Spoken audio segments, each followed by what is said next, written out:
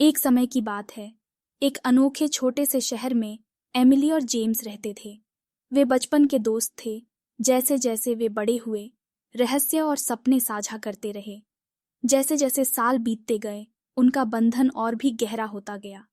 एक गर्मियों की शाम, जैसे ही सूरज गर्म रंगों के झरने में डूबा, एमिली और जेम्स ने खुद को स्थानीय मेले में पाया।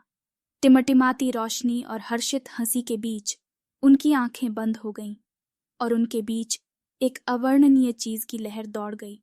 जैसे जैसे पतझड़ की पत्तियां गिरने लगीं, उनका रिश्ता एक ऐसे प्यार में बदल गया जिसे कोई भी नजरअंदाज नहीं कर सकता था। उन्होंने शहर के छिपे हुए स्थानों की खोज करने, कहानियां साझा करने और हर पल को गले लगाने में अनगिनत घंटे बिताए। उनकी प्रेम कहानी एक गुप्त रहस्य बन गई जो उनके सबसे करीबी दोस्तों को पता था। शीत ऋतु का आगमन हुआ और शहर नरम बर्फ से ढक गया। यह एक ठंडी रात थी। सितारों से भरे आकाश के नीचे जेम्स एमिली को चमचमाते परिदृश्य के माध्यम से स्लेज की सवारी पर ले गया। घबराई हुई मुस्कान के साथ उसने अपनी भावनाओं को कबूल किया। उसके शब्द ठंडी हवा में लटक रहे थे।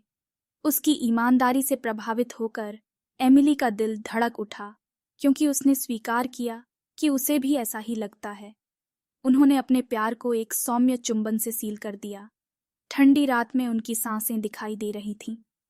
उस क्षण से वे अविभाज्य थे, जीवन की चुनौतियों का एक साथ सामना कर रहे थे और प्रत्येक चोरी की नजर को संजो रहे थे। वसंत अपने साथ नई शुरुआत लेकर आया।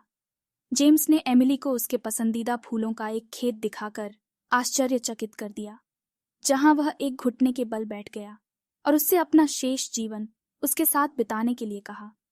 जैसे ही उसने हाँ कहा, उसके गालों से खुशी के आंसू बह निकले और एक कोमल चुंबन के साथ अपने वादे पर मुहर लगा दी।